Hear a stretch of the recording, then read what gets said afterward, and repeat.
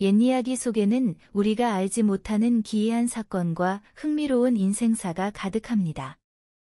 오늘도 한 편의 야담을 준비했으니 함께 들어보시죠. 이야기가 마음에 드신다면 구독과 좋아요로 함께 해주세요. 그럼 시작합니다. 옛날 어느 고을에 조상 대대로 뼈대 있는 가문이었으나 지금은 곳간이 텅 비어 한숨소리만 가득한 김진사 댁이 있었습니다. 집안의 기둥이었던 김진사는 몇 해 전 세상을 떠났고 남은 것은 깊은 주름이 팬 얼굴로 시름에 잠긴 부인과 외아들 윤복뿐이었지요. 윤복은 심성은 착했으나 아버지의 병수발과 집안일에 파묻혀 글공부나 세상살이를 제대로 배우지 못해 그저 순박하기만 한 세상 물정이라곤 전혀 모르는 반쪽짜리 양반으로 자랐지요. 썩어가는 대들보처럼 위태로운 집안 형편에 윤복 어미의 시름은 겨울바람처럼 살을 애는 듯했습니다.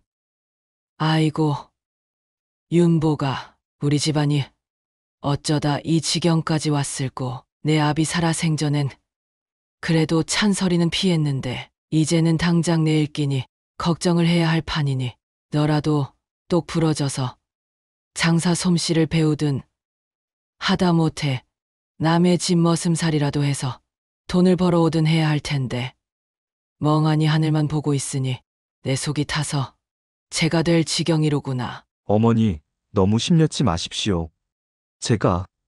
제가 어떻게든 해보겠습니다. 나무 몇 단 판다고 이 집안이 일어서겠니?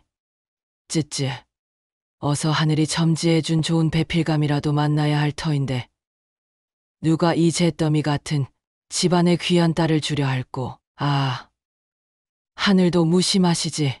윤복은 어머니의 한숨과 자신의 무력함에 가슴이 답답해 견딜 수가 없었습니다. 무엇이라도 해야 한다는 생각은 굴뚝 같았지만 아는 것도 가진 것도 없는 처지라 막막하기만 했지요. 답답한 마음에 머리라도 식힐 겸 뒷산 약수터로 힘없이 발걸음을 옮겼습니다. 산길을 걷던 윤복은 계곡물 소리에 이끌려 발길을 옮겼습니다. 그곳에서 그의 인생을 바꿀 여인을 만나게 될 줄은 몰랐지요. 눈부신 햇살이 내리는 물가에 한 처녀가 홀로 빨래를 하고 있었습니다. 군데군데 기운 흔적이 보이는 무명옷은 그녀의 가난을 말해주었지만 그 남루함이 오히려 본연의 아름다움을 더욱 도드라지게 했습니다. 투명한 계곡물에 비친 그녀의 얼굴은 갓 피어난 연꽃처럼 청아했고 햇살 아래 드러난 가녀린 목덜미와 물에 젖어 비치는 팔뚝의 곡선은 배곡을 깎아놓은 듯 눈이 부셨습니다. 빨래 방망이를 쥔 야무진 손과 달리 그늘진 듯 깊고 고요한 눈망울에는 어린 나이에 겪었을 세상의 고됨과 꺾이지 않은 영롱한 빛이 함께 어려 있었습니다. 세상에, 어찌 저리 고울 수가. 선녀가 따로 없구나. 연하는 어릴 적 남도 지방의 유명한 도공 마을에서 자랐습니다. 부모님을 일찍 여의고 15의 어린 나이에 고아가 되어 이 마을로 흘러들어왔습니다. 마을 변두리 움막에서 홀로 살아가지만 아버지에게서 배운 도예의 솜씨와 약초 지식은 그녀의 소중한 자산이었습니다. 인기척을 느낀 연하가 고개를 들자 윤복은 숨 쉬는 것조차 잊은 듯했습니다. 놀란 듯 살짝 벌어진 붉고 도톰한 입술은 새벽 이슬을 머금은 앵두 같았고 긴 머리카락 몇 오리 땀에 젖어 하얀 뺨에 달라붙은 모습은 윤복의 가슴을 세차게 두드렸습니다. 누구시오? 낯선 분 같은데. 아, 나는 이 아랫마을에 사는 윤복이라고 하오. 그냥 물이나 한 사발 마실까 하여 지나가던 길인데. 물을 드시려거든 저쪽 너럭바위 아래 솟는 샘물이 가장 달고 시원합니다. 목이 마르셨을 터이니 어서 드셔보셔요. 아, 예. 고맙소이다. 혹시 이 근처에 오래 사셨소? 전에는 본 적이 없는 듯한데. 3년 전에 이곳으로 왔지요. 윗마을 끄트머리에 있는 움막에 살고 있답니다. 나리께서는 아래마을 양반집 도련님이신가 봅니다. 양반이라. 이제는 이름뿐인 양반일 뿐이요. 아버지께서 돌아가신 후로 집안이 기울어 양반의 체면만 남은 빈털터리 신세지요. 나리. 실례지만 왜 그런 말씀을 저 같은 낯선 이에게 하시는 건지요? 아, 그게 나도 모르겠소. 아씨의 눈빛이 모든 것을 털어놓아도 괜찮을 것 같은 느낌이 들어서. 바보 같은 소리를 했어. 미안하오. 아니옵니다. 오히려 진솔한 말씀에 감사드립니다. 세상살이가 다 그러한 것. 부귀영화도 한순간이여 가난과 고통도 영원하진 않지요. 혹시 내일도 이곳에 오실 계획이 있으신지요? 윤복은 연화의 뜻밖의 질문에 심장이 두근거렸습니다. 네, 내일. 꼭 다시 오겠어. 그렇다면 혹여 괜찮으시다면 제가 말린 약초차를 가져오겠습니다. 이 계절에 마시면 기운을 북돋워주는 차인데 나리께서도 한 잔 드셔보시면 좋을 것 같아서요. 그녀의 말투에는 단순한 호기심 이상의 무언가가 담겨 있었고 그것은 윤복의 가슴 속에 희미한 불씨를 지폈습니다.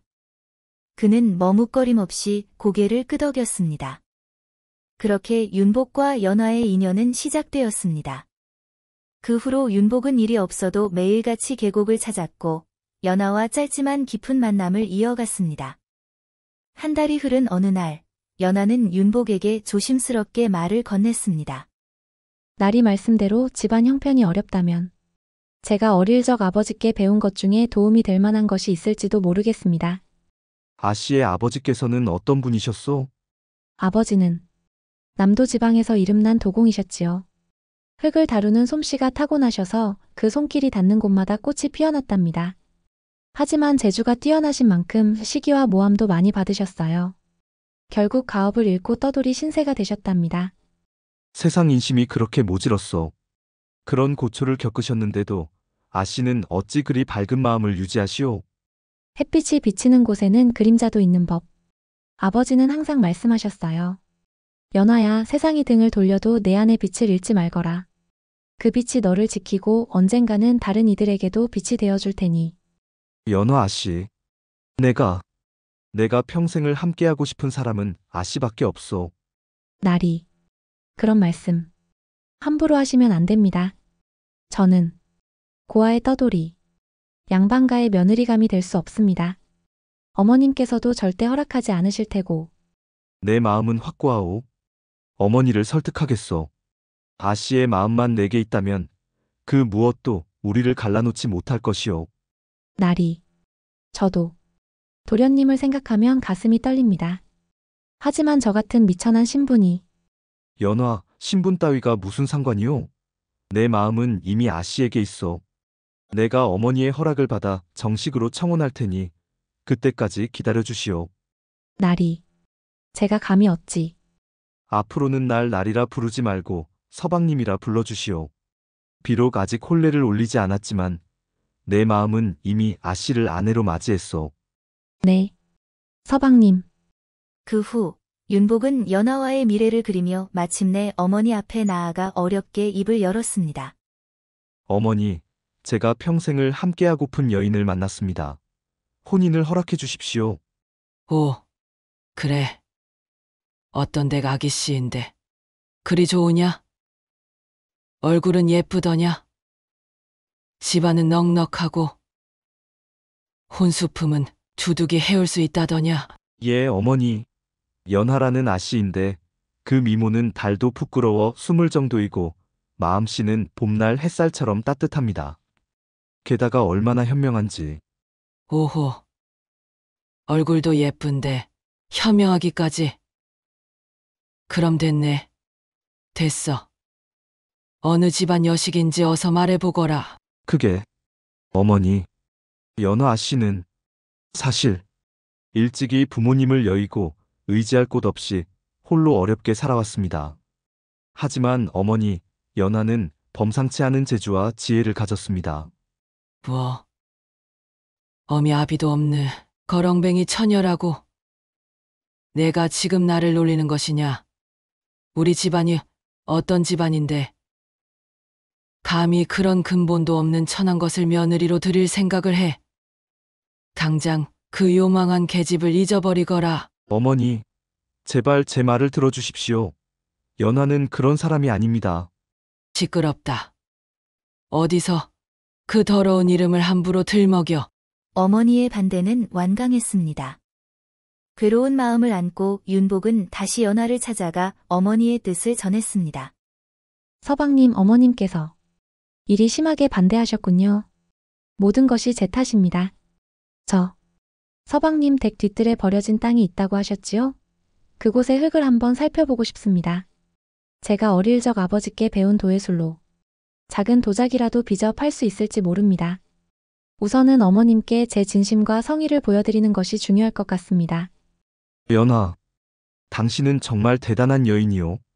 우리가 마음으로 혼인을 맺은 것은 틀림없는 사실이지만 어머니의 허락을 받아 정식으로 혼례를 올리는 그날까지 함께 노력합시다. 네, 서방님. 저는 서방님을 믿습니다. 저희의 정성이 어머님의 마음을 움직일 수 있을 거예요.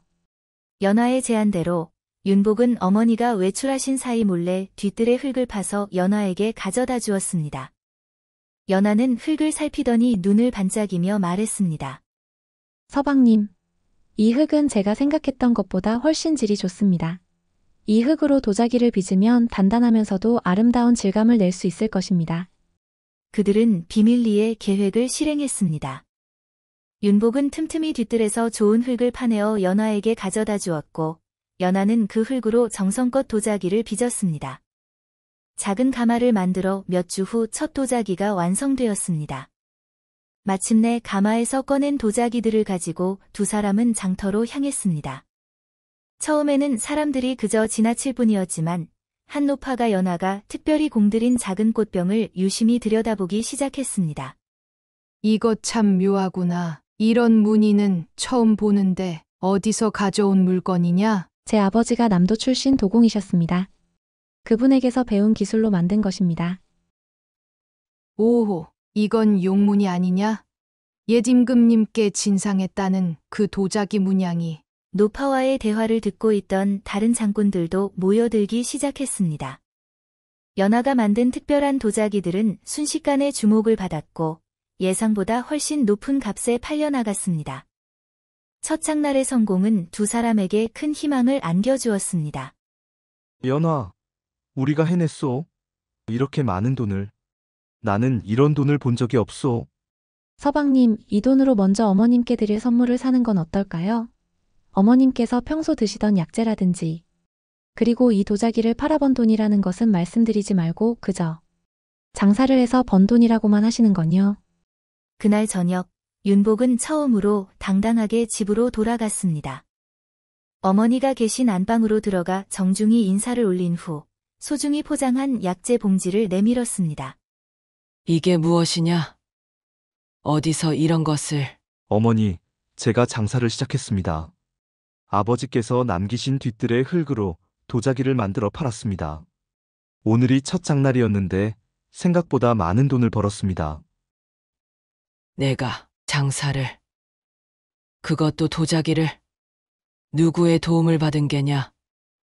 내가 어찌 도자기를 구울 줄 안단 말이냐? 제가 요즘 많이 배웠습니다. 아버지께서 늘 말씀하시던 우리 뒤뜰의 흙이 특별하다는 것을 기억하고 시도해 보았지요. 그렇게 윤복과 연화의 비밀스러운 도자기 사업은 계속되었습니다.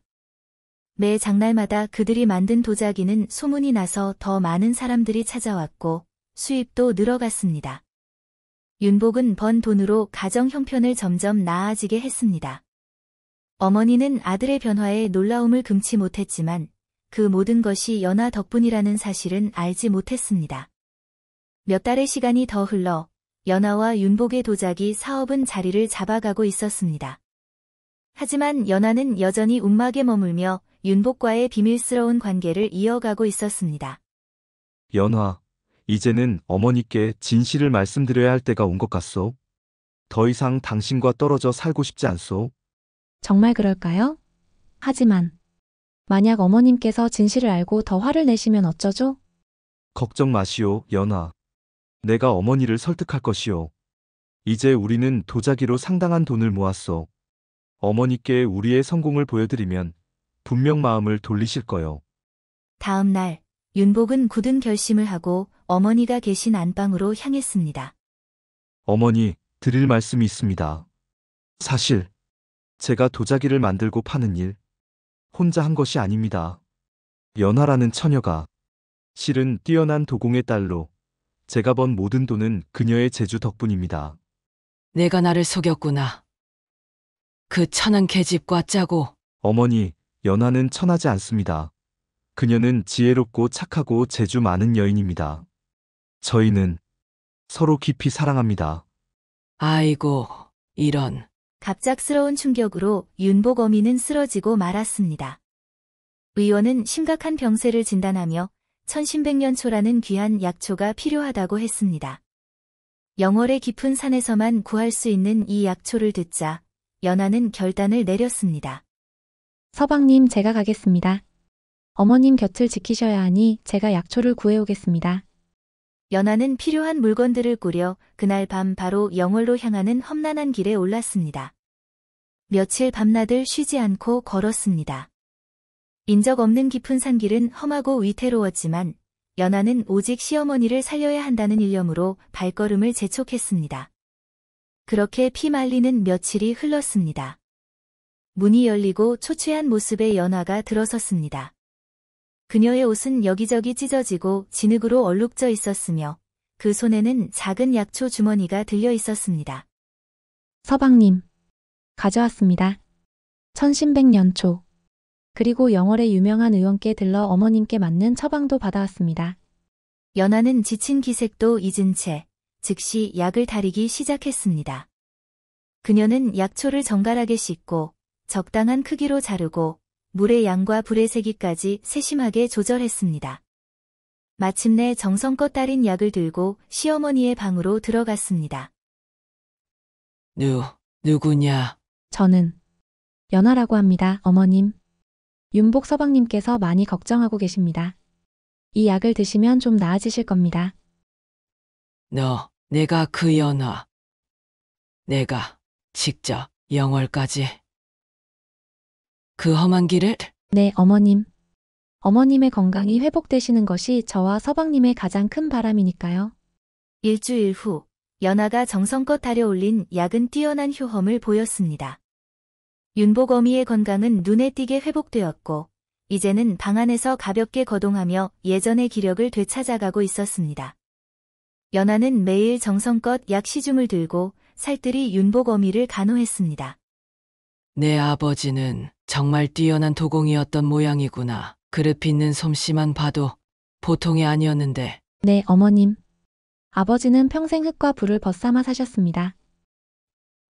내가 참으로 어리석었다. 모진 말을 하고 너를 내쫓으려 했던 것이 이제와 생각하니 너무나 부끄럽구나. 사실 나도 처음부터 내가 미웠던 것은 아니었다. 다만 이 보잘것없는 양반가의 마지막 남은 자존심이라도 지키고 싶어서 그것이 무너질까 두려웠을 뿐이었다. 어머님. 저는 서방님과 어머님의 행복을 위해 제 모든 것을 다하겠습니다. 내 정성이 이 완고한 늙은이의 굳은 마음을 녹였구나. 이제 와서 보니 사람의 값어치는 신분이 아니라 그 마음에 있는 것이었다. 그날 이후 윤복 어미는 연하를 온전히 며느리로 받아들였습니다. 연하의 도자기 사업은 시어머니의 지지 아래 날개를 달았습니다. 연하의 독특한 도예의 기법과 빼어난 안목은 이웃 고을까지 소문이 퍼져 연하 도자기라는 이름으로 널리 알려지게 되었지요. 허름했던 초가는 위풍당당한 기와집으로 변모했고 뒤뜰에는 여러 개의 큰 가마에서 쉴 새 없이 연기가 피어올랐습니다. 수십 명의 일꾼들이 분주히 오가며 일하는 모습은 마치 작은 마을을 방불케 했습니다. 멀리 한양의 큰 상단에서도 연하의 도자기를 사기 위해 직접 사람을 보낼 정도였습니다. 윤복은 더 이상 세상 물정 모르던 순박한 청년이 아니었습니다. 여러 지역을 오가며 거래를 트고 사업을 확장하는 뛰어난 상인으로 성장했고 사람들은 그의 정직함과 신용을 높이 평가했습니다. 윤복 어미 역시 완전히 달라졌습니다. 며느리의 지혜와 현명함, 그리고 자신을 살린 깊은 효심의 진심으로 감복하여 이제는 그 누구보다 연하를 아끼고 의지하며 자랑스러워했습니다. 따스한 봄 햇살이 내리쬐는 어느 날 오후, 만삭이 된 연하와 윤복, 그리고 윤복 어미는 안방에 모여 앉아 다과를 나누며 평화로운 시간을 보내고 있었습니다. 아가, 내가 우리 가문에 들어와 이리 복을 안겨주니 내 죽어도 여한이 없겠다. 참으로 고맙고 장하다. 내 며느리 모든 것은 하늘의 뜻과 가족 모두의 마음이 하나 되었기에 가능했던 일입니다. 어머님께서 부족한 저를 품어주시고 서방님께서 굳건히 제 곁을 지켜주셨기에 오늘의 저희가 있는 것입니다. 연화, 당신은 캄캄한 내 인생에 떠오른 밝은 해와 같소. 당신을 만난 그날 이후로 나의 세상은 완전히 달라졌소. 당신의 지혜는 나를 깨우쳤고 당신의 사랑은 나를 살게 했소. 서방님.